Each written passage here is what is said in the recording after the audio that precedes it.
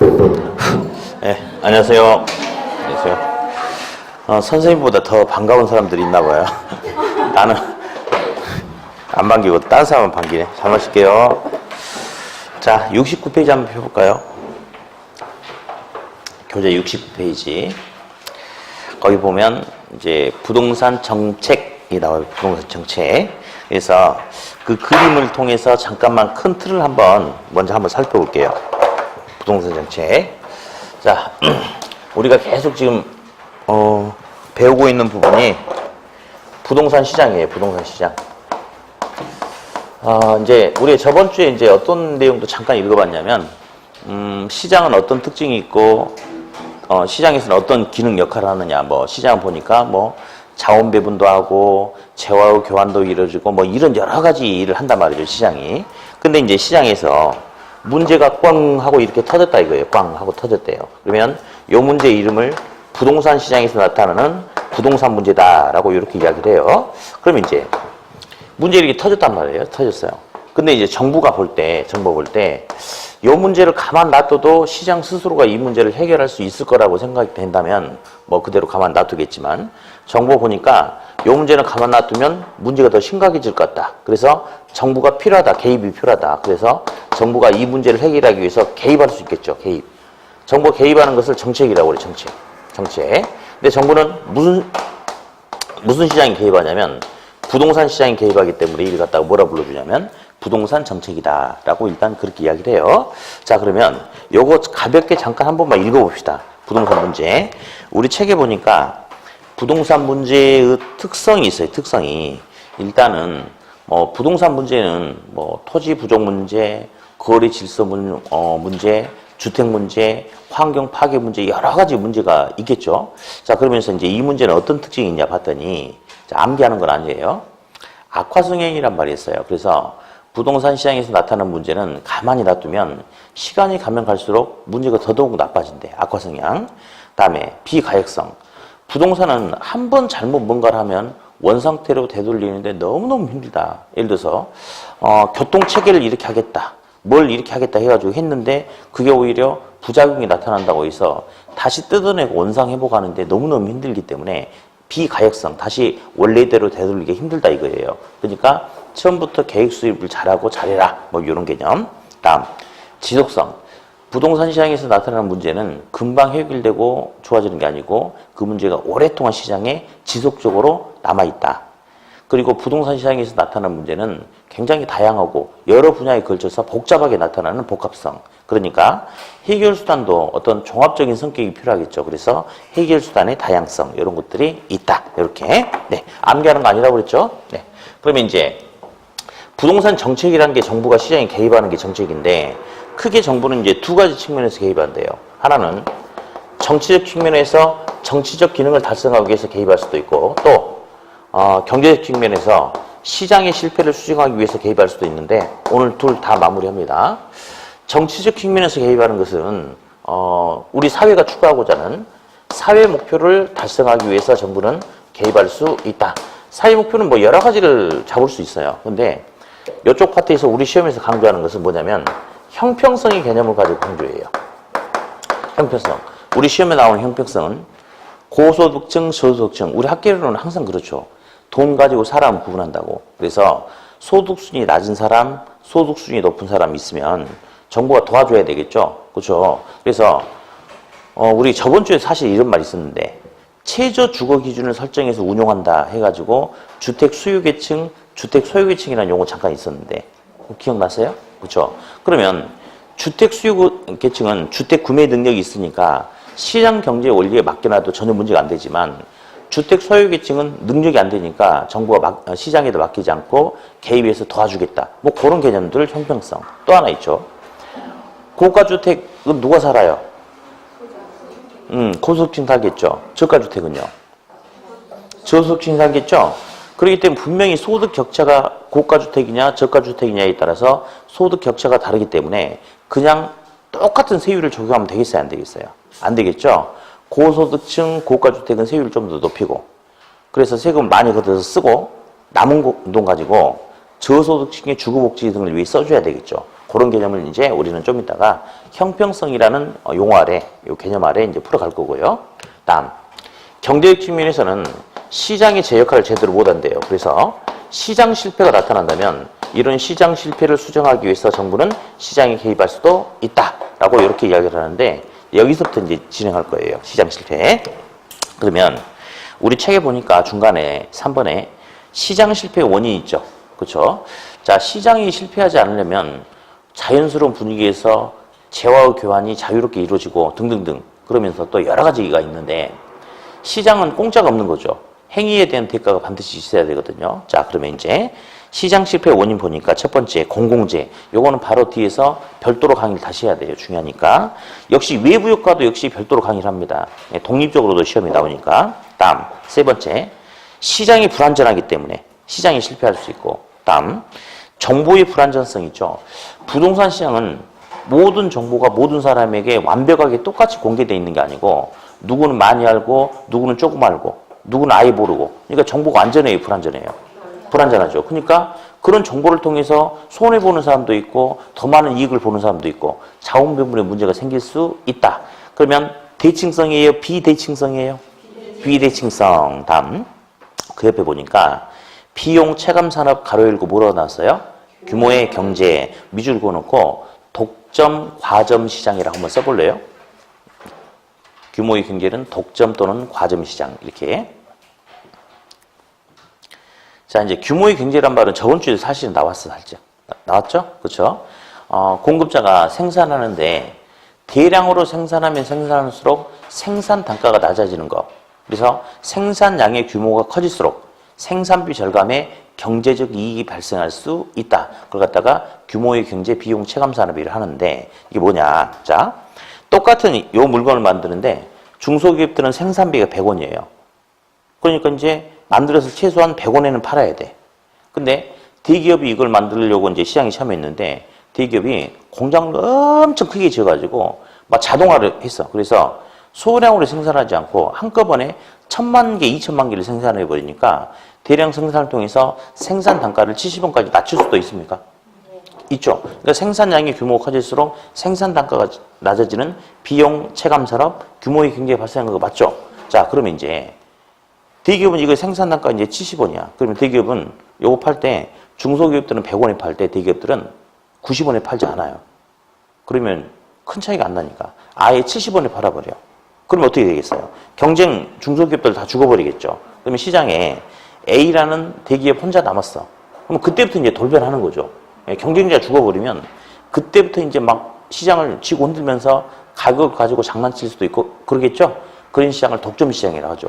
또는 그런 이유 때문에 대기업이 A, B, C가 살아남았어. 중소기업들 죽어버리고. 그러면 독점은 아니에요. 기업이 3개가 있으니까. 근데 이 대기업이 정당한 경쟁을 하면 괜찮은데 100% 뭐 하겠어요? 담합하지 않겠습니까? 우리가 흔히 말하는 카르텔 하겠죠. 담합을. 그래가지고 담합을 해버리면 공급자는 독점은 아닌데 마치 독점화된 시장이 돼버릴 수 있겠죠. 그렇죠. 따라서 대량 생산을 통해서 생산 단가를 낮추는 규모의 경제, 즉 비용 체감 산업은 시장을 독점 또는 과점 시장으로 만들 수 있기 때문에 시장 실패의 원인이 된다. 그거 좀 하나 알아두셔야 되겠고요. 네. 자, 다음 이제 한 장 넘기셔가지고. 자, 이제 확인 박스를 보니까요. 70페이지에 공공재가 있어요. 공공재. 시험에 은근히 좀 나와요. 그럼 볼게요. 공공재는 첫 번째 그 박스 안에 1번 개념은 시험에 나와도 오답이 안 나와요.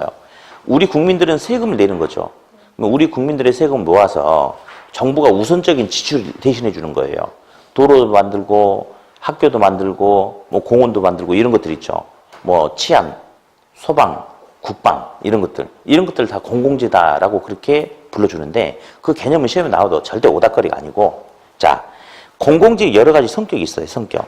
그 중에 그냥 용어만 나오기도 하고 아니면 시험에서 뭔가를 물어보는 것도 있는데 일단 뭐 비분할성 이런 것은 이제 시험에 나와도 오답거리 아니지만 그냥 한번 들어봅시다. 공공재는 우리 국민 모두가 내는 세금 가지고 만들어야 되기 때문에 공동으로 공급을 하는 거죠. 그렇죠? 다음, 공공재는 시장 실패의 원인이 된다라고 이야기해요. 자, 시장은 자기가 필요한 것만 골라서 물건 살 수 있나요? 그럴 수 있죠. 과일 사는데 참외하고 수박하고 방울토마토를 사려고 마트에 갔어요. 세 개를 사려고. 근데 참외하고 수박은 뭐 싱싱하고 가격도 싸. 그래서 샀어. 근데 방울토마토는 다 말라 비틀어졌어. 그러면 세 개 사러 갔다가 두 개만 선택하고 하나는 안 사도 되는 거 아니에요? 그게 시장이죠. 근데 공공재는 그럴 수가 없어요. 네. 나는 정치인들 꼴배기로 죽겠다. 그래서 국세청이 전화해서 나 누군데요? 나는 현 시간부로 정치 쪽으로 들어가는 정치 서비스는 소비하지 않을 테니까 정치 쪽으로 들어가는 세금 안 낼래요. 이게 돼? 안 돼? 안 돼. 안 돼. 납세 의무가 있죠. 좋든 싫든 무조건 세금 내고 공공재 서비스를 소비할 수밖에 없다 이거지. 그러니까 공공재는 분할 소비가 돼야 안 돼요. 안 돼. 선택에 의한 소비가 안 돼. 그래서 시장 실패의 원인이 된다. 그렇게 이야기를 해요. 네. 다음. 이제 뭐 비경합성 이런 건 뭐 됐고요.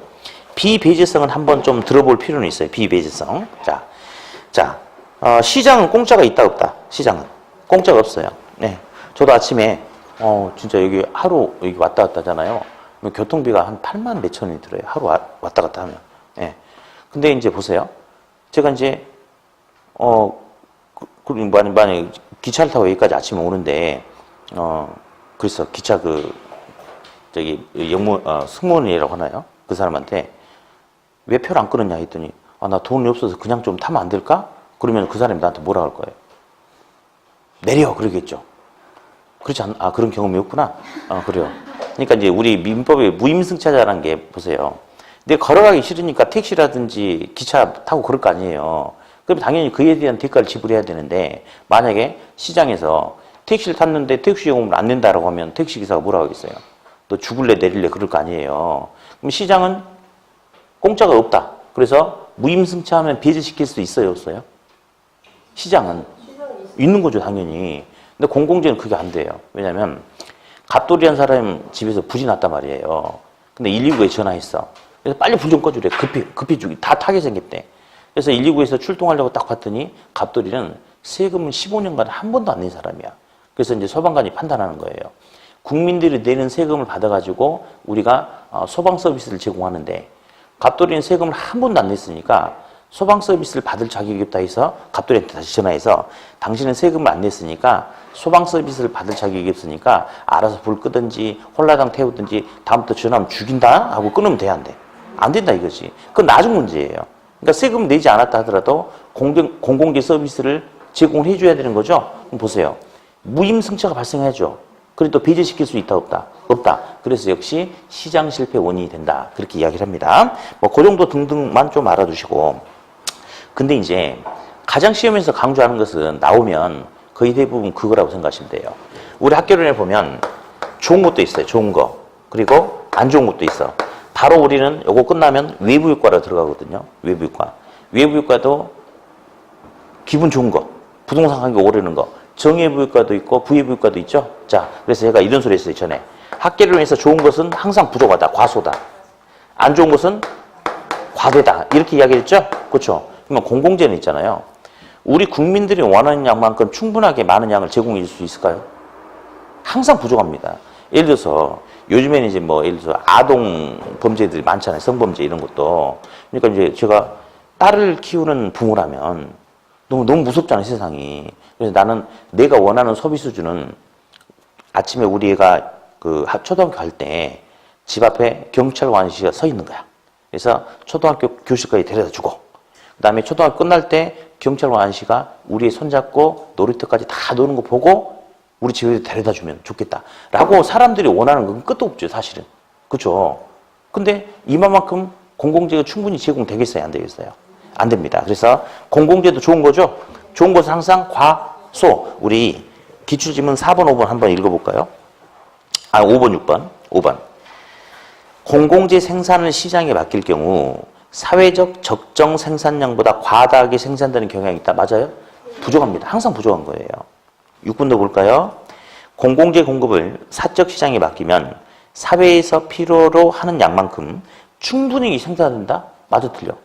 틀려요. 그래서 그냥 이 공식 집어넣으면 돼요.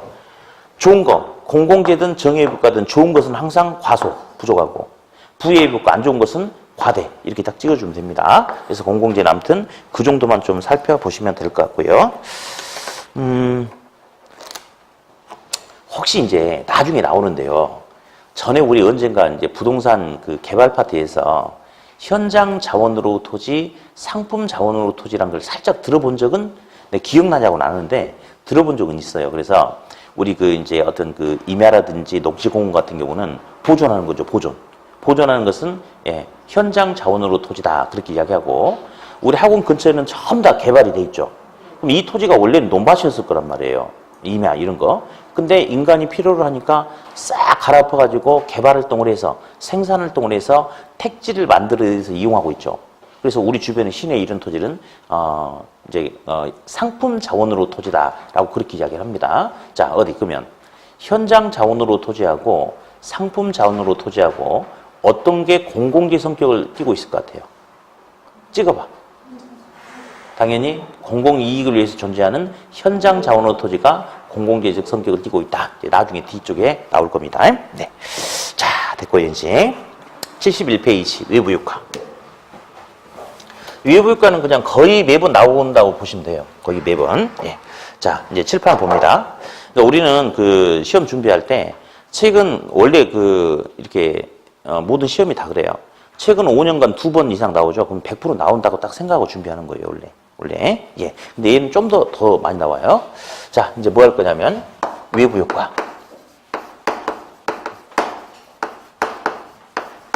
자, 외부 효과는 말 그대로 부동산 외부 지역으로부터 뭔가 영향을 주는 걸 갖다 외부 효과다라고 불러주는데, 자, 볼게요. 부동산 이렇게 있어요, 부동산. 근데, 부동산은 움직이지 않는다. 그리고 부동산은 인접 토지하고 서로 연결되어 있잖아요. 그래서 부동산과 인접성이라는 특성이 있어요. 그러다 보니까 부동산 외부 지역에 혐오시설이 들어선다 하더라도 부동산이 도망갈 수 있다, 없다. 부동산 외부에 좋은 어떤 시설이 들어서도 그 혜택을 받을 수밖에 없다. 뭐 이런 개념. 그러면 부동산 외부 지역으로부터 좀 안 좋은 혐오시설이 들어설 수가 있어요. 뭐 낙골당이라든지 쓰레기 매립장이라든지 이런 것들. 그러면 그런 영향을 받으면 이 부동산의 값은 커지겠어요? 작아지겠어요? 작아지겠죠. 그러면 사람들이 이런 외부로부터 안 좋은 영향을 그러니까 혐오시설 이런 게 들어서면 부동산 가격이 하락해서 기분 나빠해요. 그래서 혐오스러워 하죠. 혐오스러워 합니다. 이런 것을. 그걸 갖다가 뭐라 불러주냐면 부의 외부 효과라고 불러줍니다. 무슨 외부 효과? 부의 외부 효과. 그래서 사회적으로 볼 때 낙골당, 공동묘지, 쓰레기 매립장 이런 건 필요합니까? 사회적으로 필요하죠. 근데 우리 동네 오는 건 싫지 않나요? 그래서 이걸 갖다가 뭐라 불러주냐면 이걸 갖다가 님비 현상이라고 그래요. 님비 현상. 님비. Not in my backyard 현상 해가지고 너는 싫으니까 혐오스러우니까 내 곁으로 오지 말고 다른 데를 가버려라 이렇게. 영어 단어는 몰라도 됩니다. 근데 이제 님비라는 건 알아두셔야 돼요. 자, 이런 현상이 나타나고 또 내 부동산이 원래 맹지였다. 근데 도로가 뻥 뚫린다. 내 부동산 옆에 좋은 초등학교, 교육시설이 들어선다. 공원이 들어선다. 뭐가 들어선다. 그러면 이로 인해서 부동산의 가격이 상승할 수도 있죠. 그러면 이런 시설들은 우리 동네에 오는 것을 사람들이 좋아해요, 싫어해요? 좋아하죠. 예, 선호하는 거죠. 이렇게. 예. 자, 이런 시설들이 들어선다면 우리 부동산 가격이 상승하기 때문에 이를 갖다 뭐라 불러주냐면 정의 외부 효과다라고 불러줍니다. 무슨 외부 효과? 정의 외부 효과 이렇게. 예. 자, 그러면 자, 이런 시설들은 서로 우리 쪽으로 와주는 게 좋잖아요. 그렇죠? 그래서 이런 걸 뭐라 불러주냐면 핀피 현상이다라고 불러줍니다. 핀피. 그래서 Please in my front yard. 너는 좋으니까 제발 우리 앞쪽으로 좀 와달라라고 이야기해요. 역시 영어 단어 몰라도 되고 이제 우리 기출문제가 71페이지 맨 밑에 보니까 동그라미 7번 있죠. 7번. 그거 보니까 기출지문 정의 외부 효과가 발생하면 님비 현상이 발생한다. 어때요? 틀렸죠? 정의 외부 효과는 뭐예요? 핀피 이렇게. 그래서 영어 단어 몰라도 되고 정의 외부 효과는 좋은 거니까 핀피. 안 좋은 것은 님비 이렇게 하면 돼요. 이렇게. 예. 그 정도만 좀 잡으면 됩니다. 일단은 뭐 요 정도 기본적인 틀을 좀 잡아놨어요. 그리고 아까 우리가 무슨 말 한마디 했던 거 먼저 집어넣고 좀 들어갑시다. 자, 요거 좋은 거예요, 안 좋은 거예요? 안 좋은 것은 과대, 과소. 과대. 너는 과대. 좋은 것은 과소 이렇게 딱 잡아놓고 갑시다. 그러면 이제 우리 책을 또 역시 보니까요. 자, 이제 양가로 일본의 외부유가 특징이 있죠. 특징. 자, 의도하지 않았다, 대가 없다 이런 말 보이세요? 그렇죠. 자, 외부유가는요. 의도하지 않은 행위에 대해서 그에 대한 대가를 지불하지 않으려고 하는 거. 자, 일단 이 말 한번 해볼게요. 외부유가도 시장 실패의 원인이 된다라고 이야기를 해요. 시장에는 공짜가 없잖아요. 근데 제가 아침에 차를 이제 몰고 나오는데 너무 졸려가지고 하품하면서 차를 후진하다가 뒤에 있는 벤츠를 박았어요. 근데 의도했어요? 의도하지 않았어요? 근데 미쳤습니까? 왜 의도를 합니까? 그럼 차가 뭐 마티즈도 아니고 벤츠를 의도하지는 않았겠죠, 당연히. 근데 이제 마침 주인이 그 앞에 있었어. 그래서 제가 그랬어요, 주인한테. 어우, 미안해요. 차가 많이 찌그러졌네. 근데 제가 의도하지 않았거든요. 그러니까 저 갈게요 하고 가면 돼, 안 돼? 시장은 의도를 했든 의도를 하지 않았든 행위에 대해서 책임지는 거죠. 그게 시장이거든요. 근데 외부유가는 그렇지 않는데요. 예. 예를 들어서 제가 이제 평택시에서 공장 설립허가 신청을 해가지고 정식적으로 설립 허가를 받았어요. 공장을 지었거든요. 공장을 가동해요.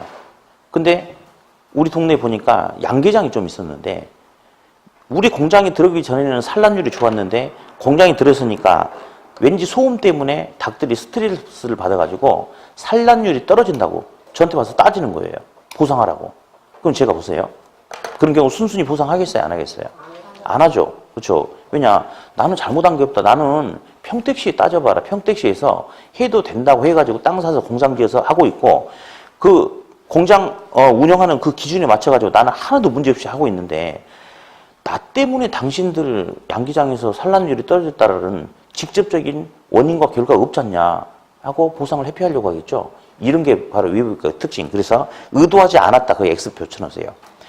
의도하지 않은 행위에 대해 이 X표 치라는 게 아니고 의도하지 않았다 X 거기다가 동그라미 쳐놓으세요. 자, 외부유가는 의도하지 않은 행위에 대해서는 책임진다 안 진다? 책임지지 않으려고 한다. 맨 위쪽에 있죠? 그러면 이제 시험에 가끔 이제 오답이 어떤 식으로 이제 출제가 돼주냐면 잠깐만요. 어디냐? 저기 동그라미 3번 잠깐 볼까요? 동그라미 3번 같은 경우는 보니까 외부유가는 어떤 경제 주체의 경제 활동에 의도적인 결과가 어쩌고 저쩌고 맞아요, 틀려요? 틀렸죠? 그렇죠? 의도했다, 의도하지 않았다? 의도하지 않았다. 그렇게 알아두시고. 다음, 이런 외부유가는 생산과정, 소비과정 모두에서 나타날 수도 있대요. 아까처럼 공장 생산활동을 하면서 외부유가가 나타날 수도 있고 또 소비과정에서 역시 외부유가가 나타날 수도 있어요. 소비과정에서.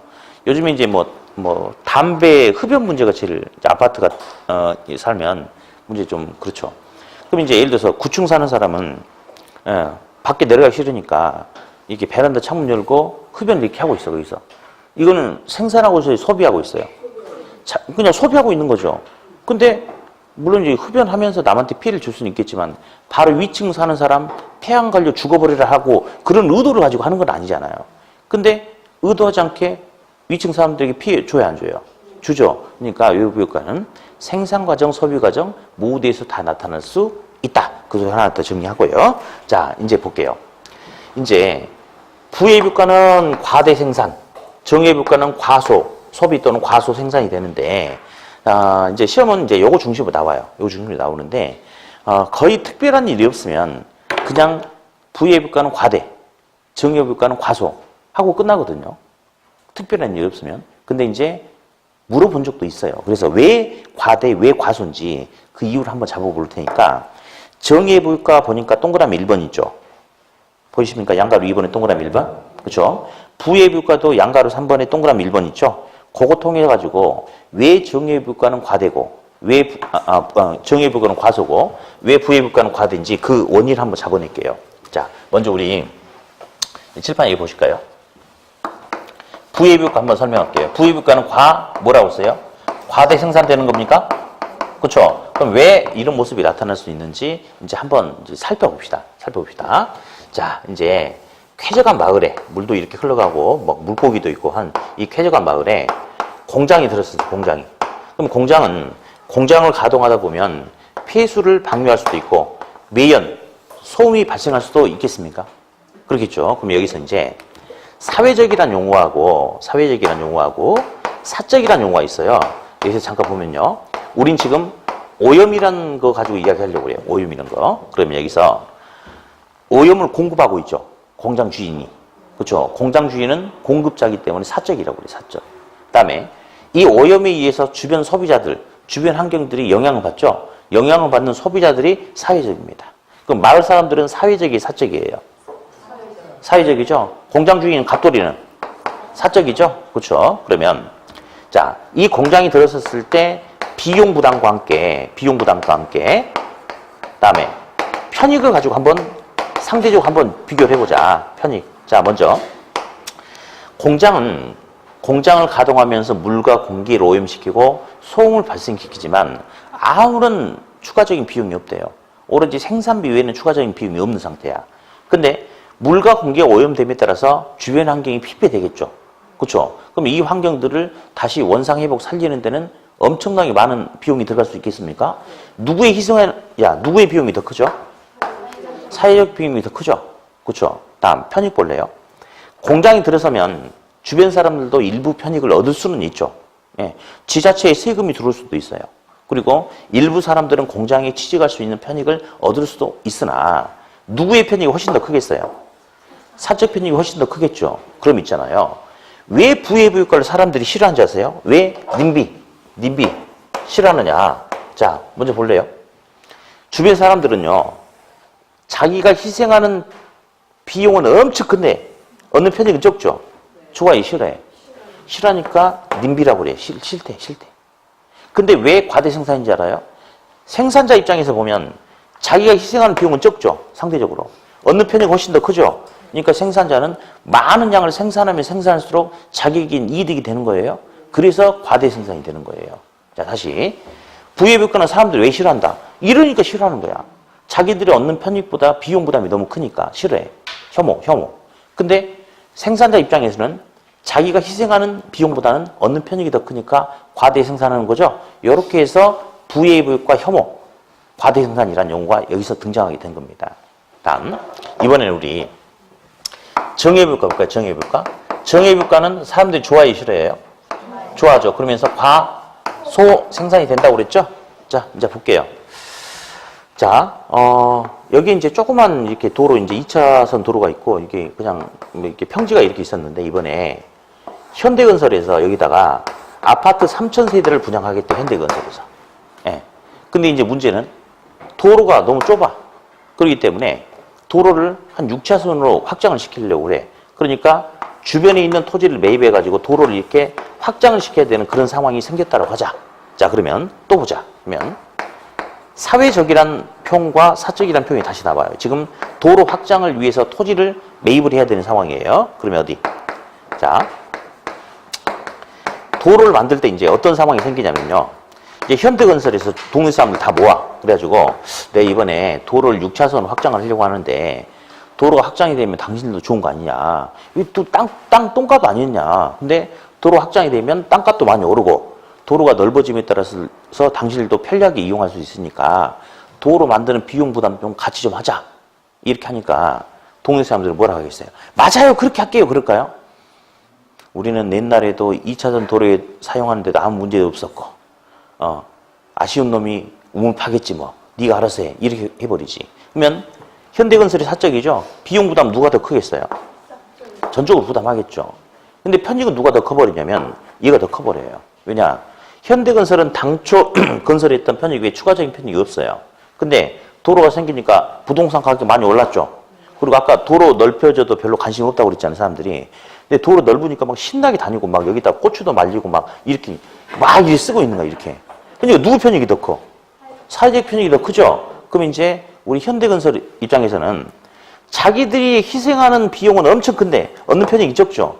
그러니까 필요한 최소량의 것만 만들려고 하지 많이 만들 이유가 없지 않습니까? 그러니까 생산이 충분하게 많이 돼요. 과소하게 돼요. 그래서 과소 생산이 되는 겁니다. 됐죠? 다음. 왜 사람들이 좋아하는지 볼래요? 왜 사람들이 좋아하느냐? 자기들이 희생하는 비용은 거의 없어요. 근데 얻는 편익은 엄청 큽니까?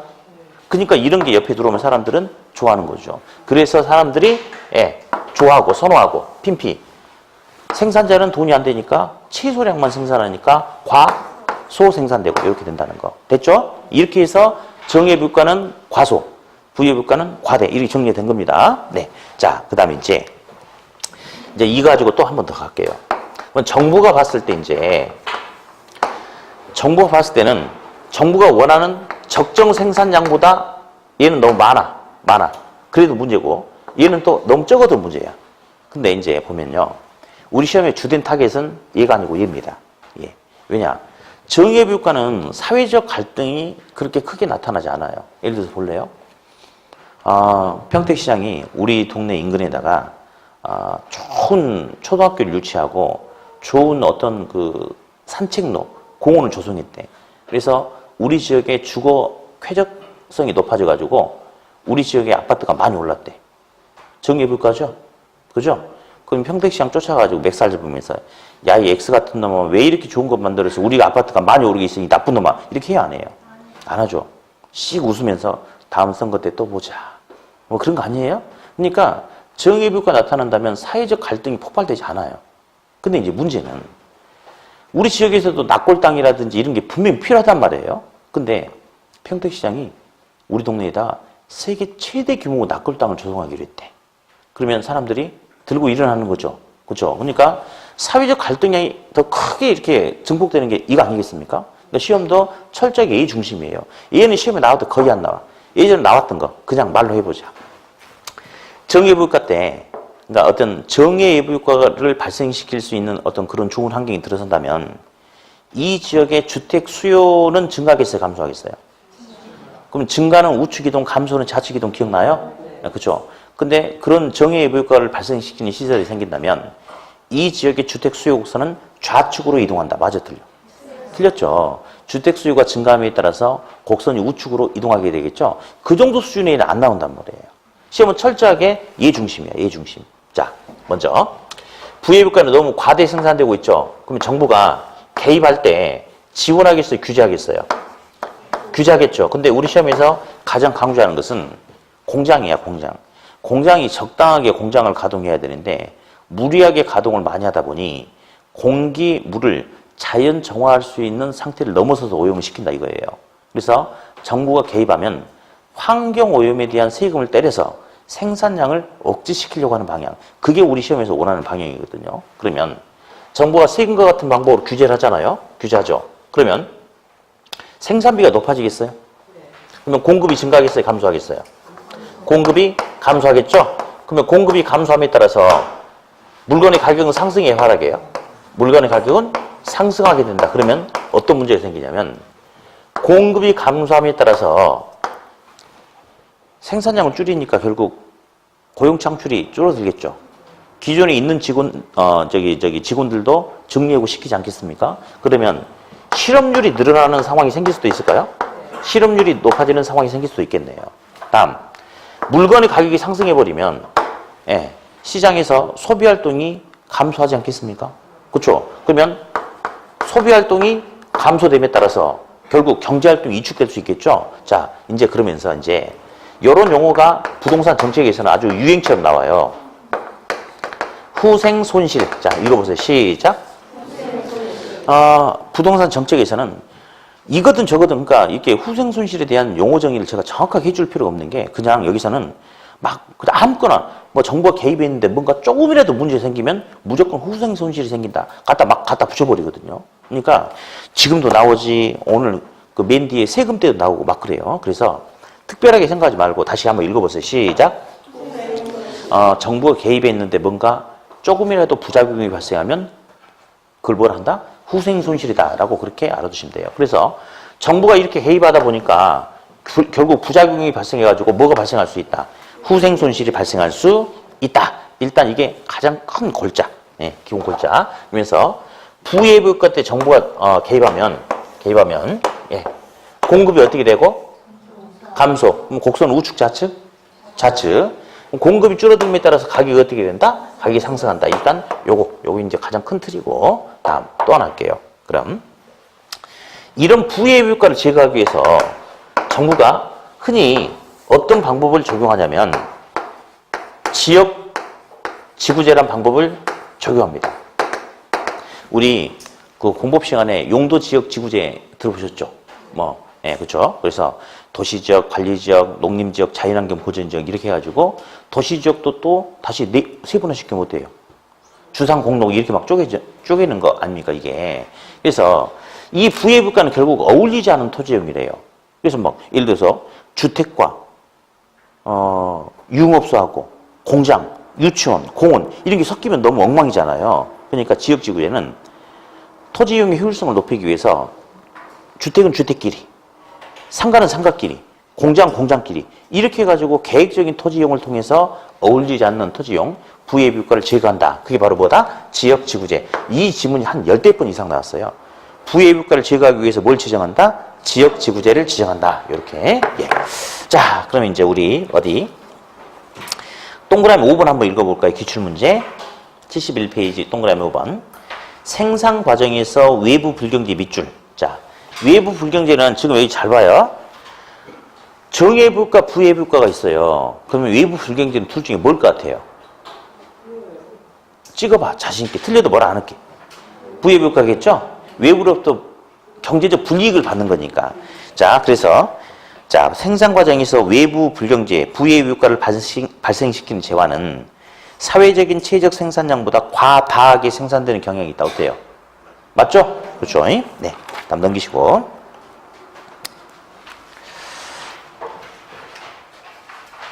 자, 12번 한번 읽어봅시다. 12번. 자, 새로 조성된 공원이 쾌적성이라는 정의 외부 효과를 발생시키면 공원 주변의 주택에 대한 수요 곡선이 좌측으로 이동한다. 맞을까요? 아니죠. 수요가 증가하니까 우측으로 가야 되지 않겠어요? 틀렸죠? 네. 다음. 어디? 16번 보니까요. 자, 외부 효과는 있잖아요. 의도하지 않은 행위에 대해서 어쩌고저쩌고 하는 겁니다. 자, 어디 16번.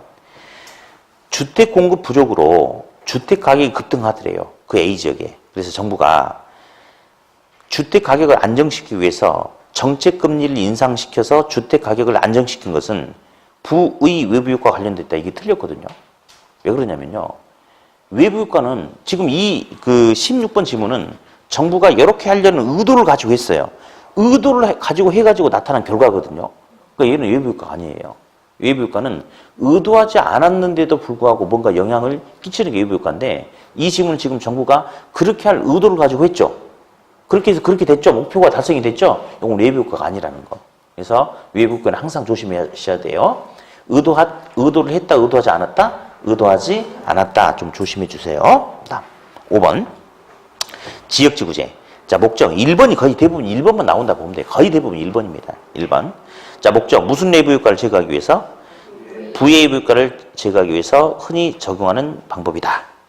다음 이제 양가로 3번은 시험에 나온 적은 있는데 나온 지가 너무 오래됐어요. 그냥 읽고 넘어가 버려요.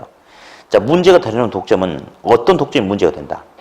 사후적 독점이 아니고 사전적 독점이 문제가 된다. 그냥 넘어가 버리세요. 괜찮아요. 예, 됐고.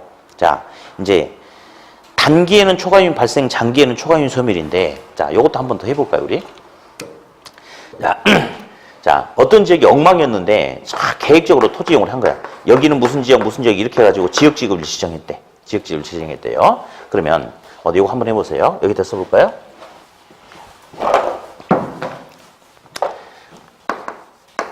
단기 불균형, 장기 균형. 시작. 단기 불균형, 장기 균형.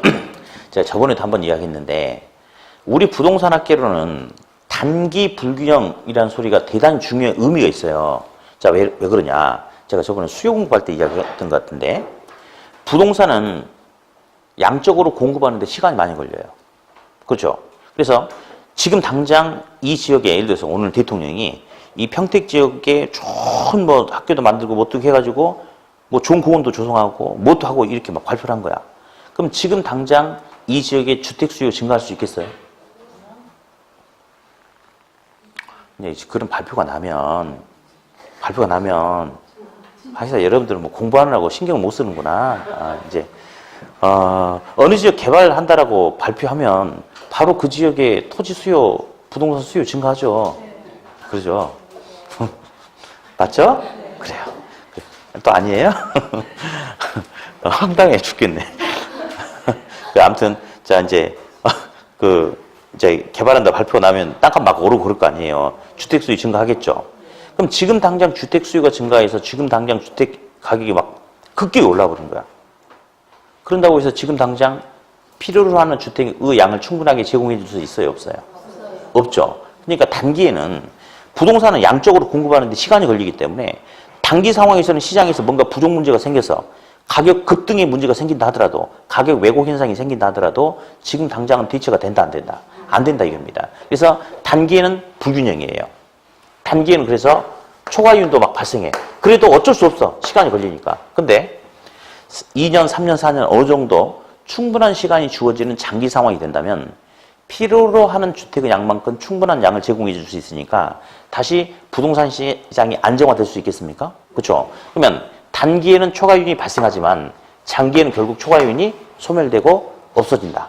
예, 이게 아주 그냥 기본 원칙이에요. 그래서 단기 불균형, 장기 균형 이렇게 뭐 요거 한번 우리 해볼까요?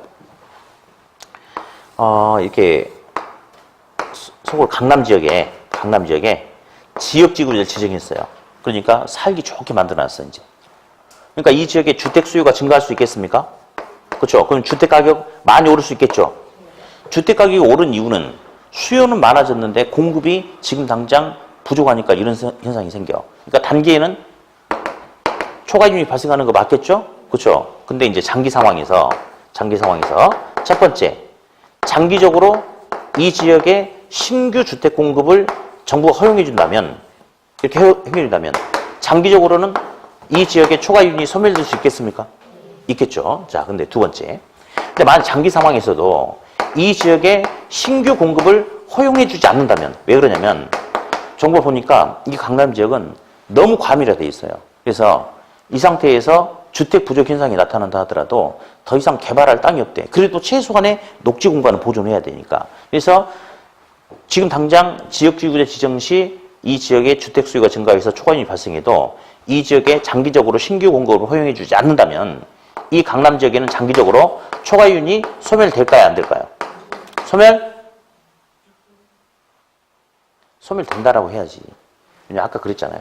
장기는 무조건 초과이윤이 뭐 된다? 소멸된다. 근데 이제 그 이유는 시험에서 물어보진 않아요. 근데 있잖아요. 이상하네. 주택이 부족해서 주택시장에서 초과이윤이 발생했는데 신규 주택 공급을 허용해주지 않는다 하더라도 초과이윤이 소멸된다? 돼요. 어떻게 되냐면요.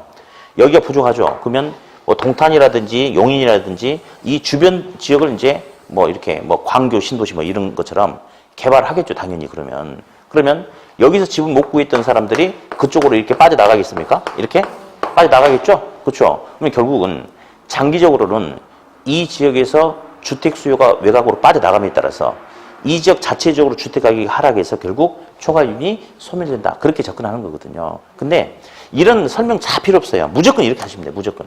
어떤 상황에서 어떤 지역에서 어떻게 우리를 꼬신다 하더라도 넘어가면 안 되고 따라서요. 단기 불균형, 장기 균형. 시작. 단기 불균형, 장기 균형. 장기에는 이렇든 저렇든 어떤 조건을 주든 무조건 초과이윤이 어떻게 된다? 소멸된다라고 하셔야 돼요. 안 그러면 이제 이런 거 나오면 큰일 나겠죠? 네. 자, 그러면서 이제 큰 단락은 여기서 마무리가 됐는데 근데 이제 문제가 하나 있어요. 자, 우리 학계론적인 측면에서는 부예비효과를 제거하기 위해서 지역지구제를 지정한다고 하면 끝나요. 근데 요 지역지구제가 이제 공법 시간에 나온 내용들 있잖아요. 그런 내용들을 묶어서 이렇게 학계론에서 좀 내주기도 해. 우리 용도 지역지구제가 있죠. 그렇죠? 그러면 용도 지역은 상호 중복 지정이 돼야 안 돼? 안 되죠? 예, 지구는 되죠? 그런 것들이 나온다든지 또는 우리 잠깐만 보면 어디 이제 그래서 한번 읽어봅시다. 동그라미 3번, 4번 한번 먼저 보게요. 동그라미 3번, 4번 73페이지 메뉴에 자, 국토 계획 및 이용에 관한 법령상 국토는 토지의 이용 실태 및 특성 등을 고려하여 도시지역, 관리지역, 농림지역, 자연환경 보전지역과 같은 용도지역으로 구분한다. 어때요? 맞죠? 다음 4번 용도지역은 중복 지정이 안 되는 거죠. 딱 하나만 해야 되니까.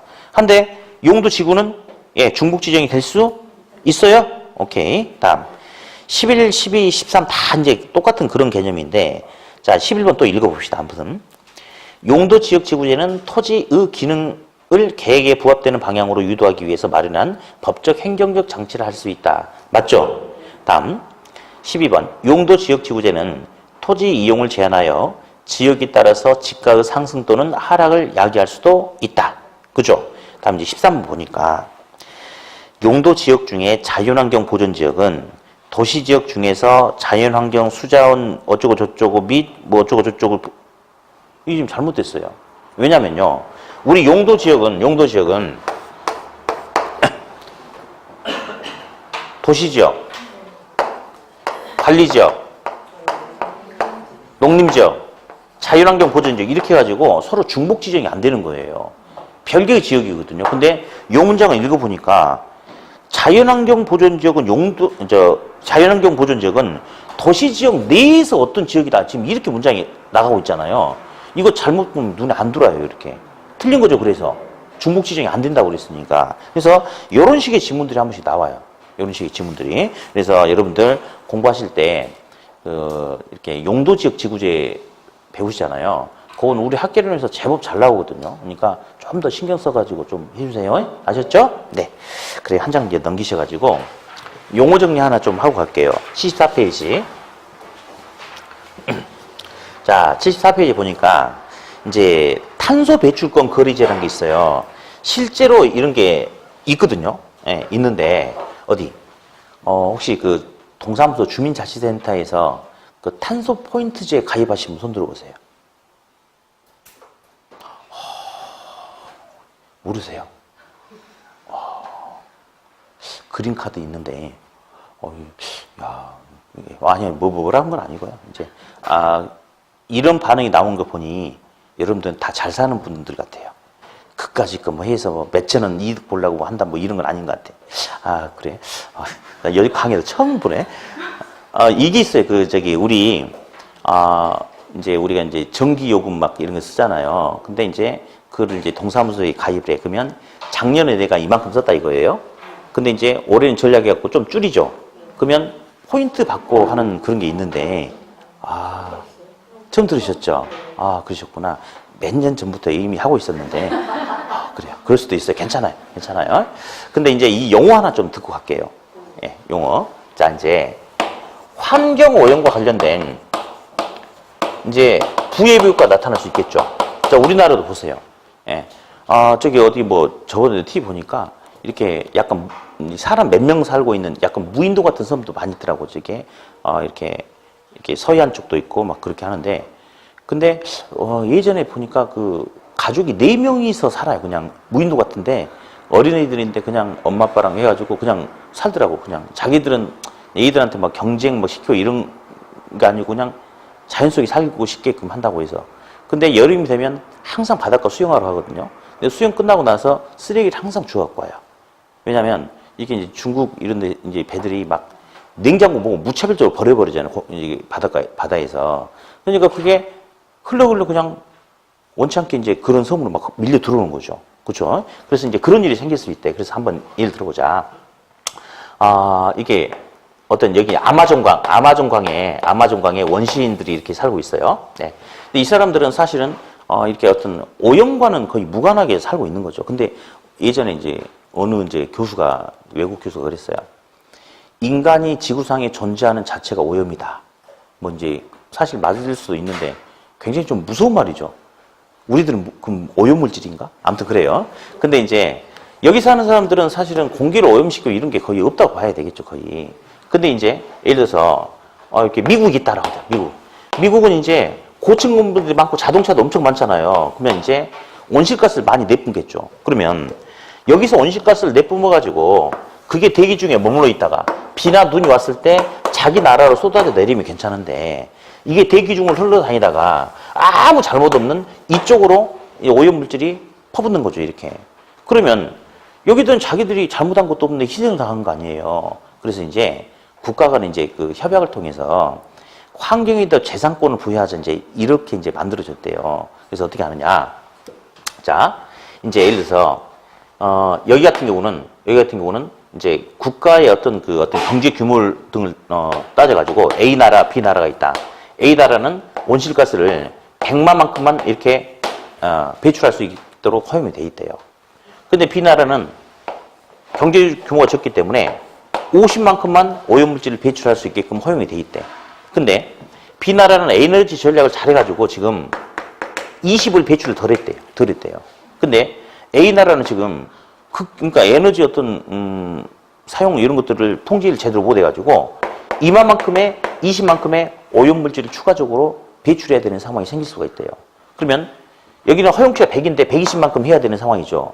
그냥 배출하면 이제 제재를 받는 거예요. 그러니까 어떻게 하느냐? B나라한테 야, 너 그거 혹시 배출 안 시킬 거면 내가 돈 줄 테니까 배출시킬 수 있는 권리 나한테 주라. 내가 돈 줄 테니까. 이렇게 해가지고 추가적인 어떤 오염을 시킬 때는 그에 대한 대가를 지불하고 오염시키게끔 이렇게 해서 이걸 갖다가 이산화탄소, 탄소 배출권 거래제다라고 하는데 실제로 우리나라도 이렇게 지자체 간에 이제 이런 것들이 좀 일부 있기도 하거든요. 이런 것들이 있고 이런 것들이 우리 서민들까지 내려온 게 바로 탄소 배출 아까 제가 탄소 포인트제 카드에 있다고 그랬죠. 그런 거예요. 내가 이제 공기를 그러니까 전기요금을 작년 이맘때에 비해서 줄였다는 것은 그만큼 오염을 더 시킨 거잖아요. 그러니까 그에 대한 보상을 받는다 뭐 이런 게 있거든요. 요런 거는 이제 감정평가사 시험에 우리 외부효과 시험에 매번 나와요. 근데 거기서는 등장하는 표현들이거든요. 그래서 그냥 이거는 나오더라도 오답은 안 나올 테니까 자 이렇게만 환경오염과 관련된 부의 외부효과에 대해서 탄소 배출권 거래제 등 시장을 통해서 해결하려는 노력이 있다. 그 정도로만 둥그렇게 나올 겁니다. 그래서 세부 내용은 다 읽으라 그건 아니고 그냥 방금 제가 이야기했던 상황은 대충 알겠죠. 이런 상황이 생겼을 때 탄소 배출권 거래제와 같은 방법으로 이런 환경오염과 관련된 부의효과를 해결할 수도 있다. 이렇게 둥그렇게 아마 나올 겁니다. 나오면. 그래서 그 정도만 잠깐 보시면 되겠어요. 네. 자, 됐고 이제 75페이지 토정책은 잠깐 휴식했다가 하겠습니다. 예.